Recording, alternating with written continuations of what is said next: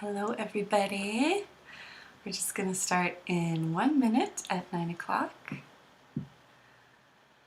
Feel free to say hello in the chat if you're here. I would love to know that you're here.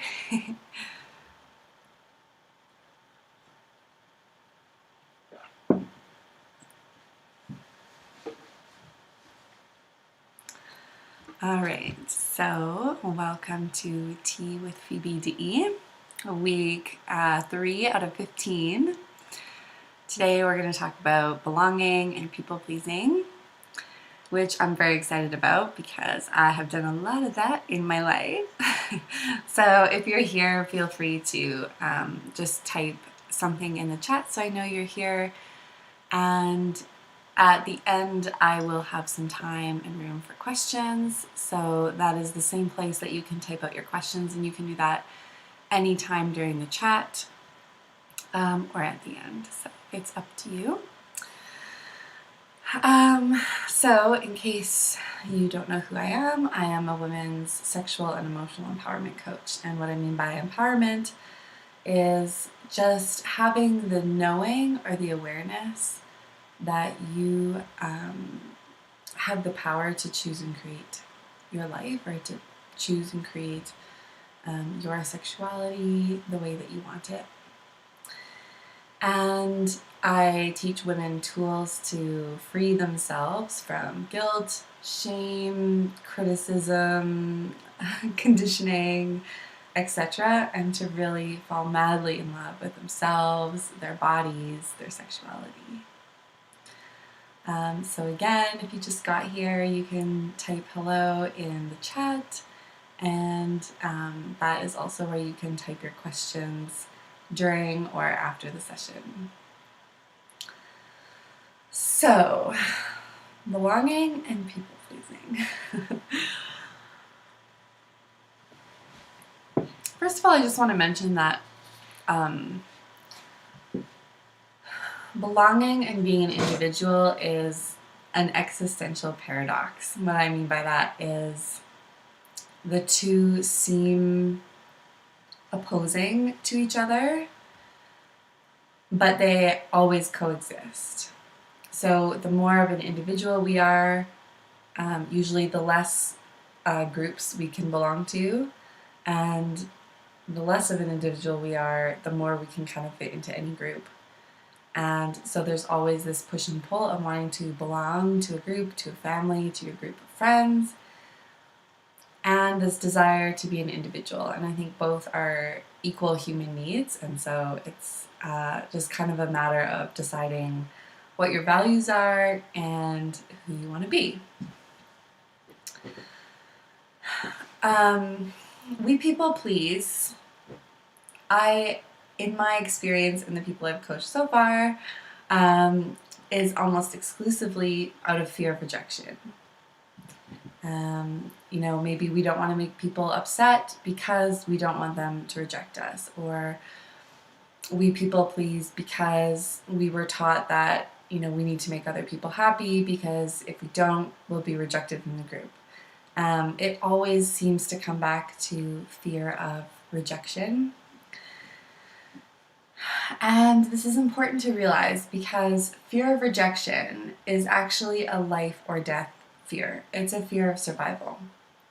Because back when we lived, way back in the day, when we lived with our little group when we were nomads, if we were rejected and sent out by the group, you died.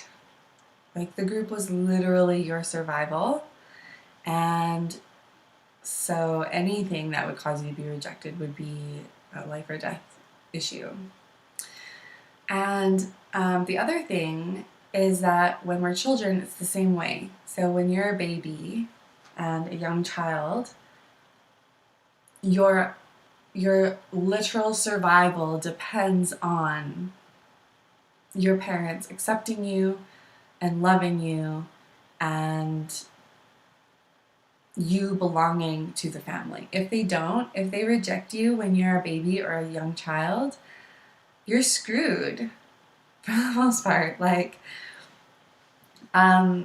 you will die, or you think you're going to die.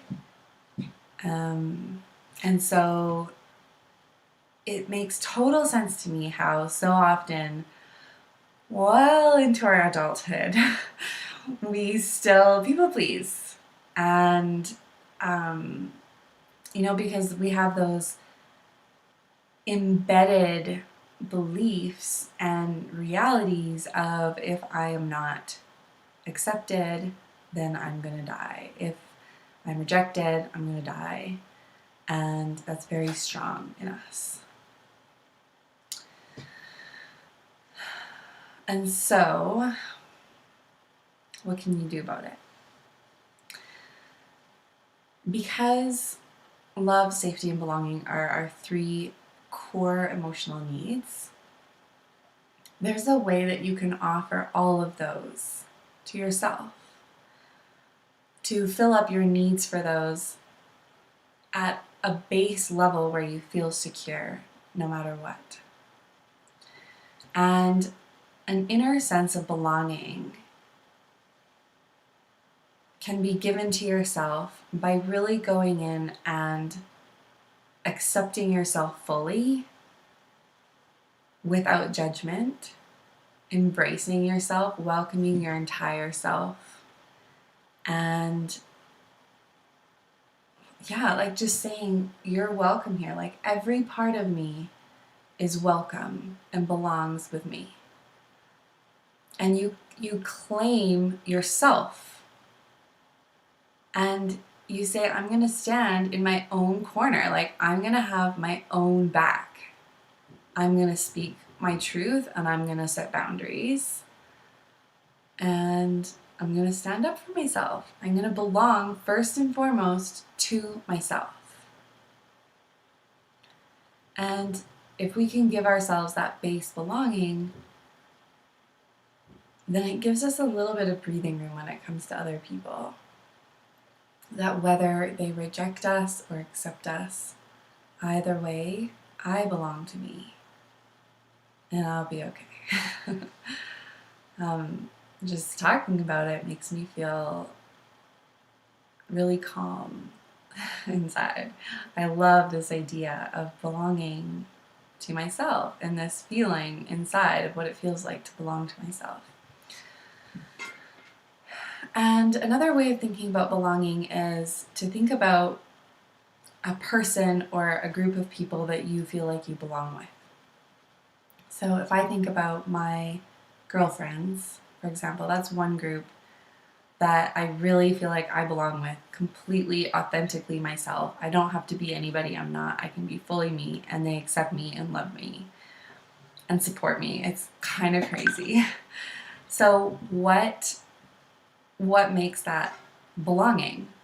What makes me belong to them? And it's that I'm authentic and I'm my whole self with them. I don't have to hide any part of me. And they love and accept me for who I am. So what if I give that to myself? What if I love and accept me fully the way that I am, and I'm authentic and honest with myself and face myself, every part of me? That's what belonging to yourself looks like. And sometimes we can find, I think I find belonging in kind of interesting ways. So I feel like I really belong to myself when I'm pursuing my purpose in life.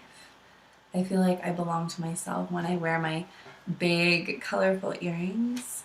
That's like a really authentic, chosen part of who I am. It makes me super happy inside when I wear bright, sparkly earrings.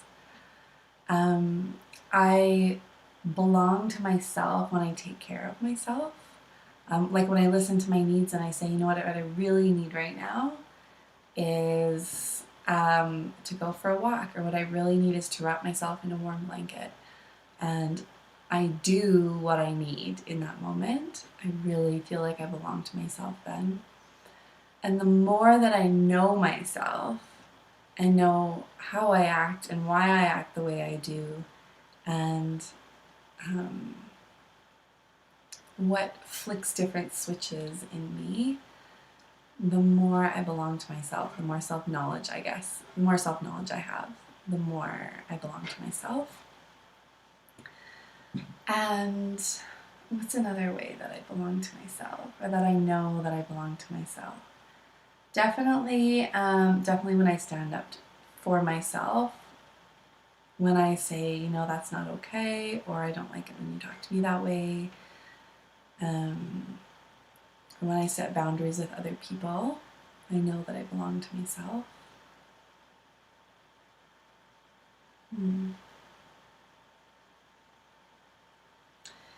Another way I know that I belong to myself is when I come across parts of me that are easy to shame or judge, and I welcome them. This is something I've really been practicing in everything I've been learning, is just, what if you could welcome like every part of you? Like the parts of you that you've been super ashamed of, or you've been super judgmental of, the parts of you that you don't usually like. What if you accepted and welcomed every shadow part of you, and you said, you're welcome in my experience, you're welcome in my life, you're here, you're a part of me, I love you. It's an amazing practice and an amazing feeling to not reject any part of you. When we do that, we can accept and love other parts of other people as well. Anytime you give yourself compassion, you can also offer that to other people. So if you feel like sharing, I would love to hear maybe what are some ways you feel like you belong to yourself, or what's a time that you feel like you have belonged to yourself, and what's that like? It's exhausting to try to hustle for our own belonging, and it's something that's out of our control, and so there's always this sense of fear. But when you know that you belong first and foremost to yourself, it definitely gives me anyways a sense of really deep inner peace. And something else, so if you have any questions, feel free to ask them in the comment section, and I will see them and answer them right away. But if nobody has any questions, or while you're typing it up, I just wanted to mention, I wanted to offer a couple of examples of times that I have people please. So a big one is with my family. I'm still working with that. I'm a lot better than I was. But as you know, I grew up in a super strict religious household, and we weren't allowed to paint our nails or wear jewelry or anything like that. And so when I left the religion or cult, I started painting my nails, but then I would take off my nail polish whenever I went to my sister's or was around my parents. And I was okay with it for a little while, but then it really started to bother me because I felt like it was a really fun, self-expressive way for me to be authentic. And so it took me a good year and a half, I think, before I really started wearing painted toenails around them. So that was one thing. And then I remember, oh my goodness, it was I don't know, maybe 5 to 8 years ago. I was visiting my parents in South America where they lived. And my brother lives there too. And him and I went out to watch a movie. And we weren't allowed to watch movies growing up. And we were probably, we were late 20s at the time. And we came back to the house and my parents were like, oh, what were you guys doing? And we were like, oh, we just went out and I forget what we said. But we didn't tell them that we had gone to a movie. Which is ridiculous because we're adults and not just 20. We have been out of home for a decade, and we still couldn't tell our parents, either of us couldn't tell our parents that we had just gone to see a movie, which is not a big deal at all.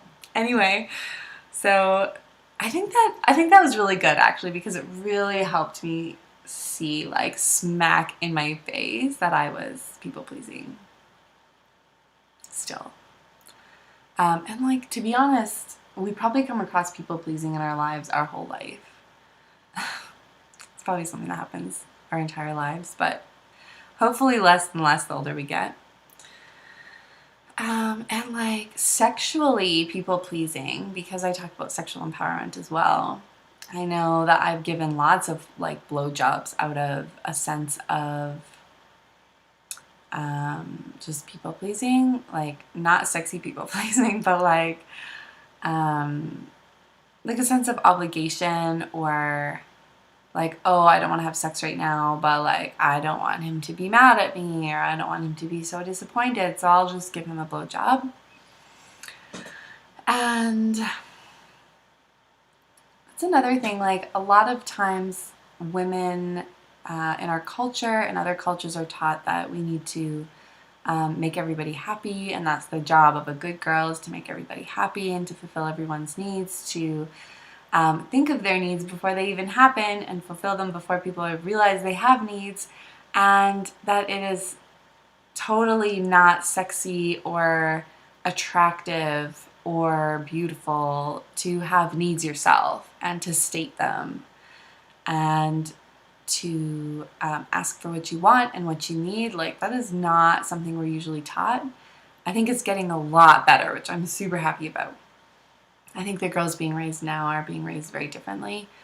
But I know the culture that I grew up in and other cultures taught that. And so, yeah, we're like taught, you know, it's like a woman's job to like please a man. And like a lot of us know this isn't true, but then when it comes down to it, that's still how we act, because sometimes we're afraid that our partner is going to get mad, and it's our job to make them happy, and etc., etc. And so I just encourage you to challenge that and to really think, like, if the shoe is on the other foot, would you really want somebody to please you out of obligation, out of a sense of like, well, I have to because I don't want her to get mad? Like, that's not sexy. It's you know, enthusiasm is what you want. And so, yeah, and that kind of leads into my topic for next week, actually, which is, what if you were in charge of your sexual fulfillment and you could be as sexually fulfilled as you want to, regardless of your partner? And it's an interesting topic and something that I've just learned recently in the last few years. And it's really changed a lot of things about the way I approach my sexuality. So I'm excited to talk to you about that next week. Next Wednesday, same time, same place, at Tea with Phoebe D. Yeah. So I hope you all have a wonderful week, a messy week as always, because we're all human. And yeah, I look forward to talking to you. Bye.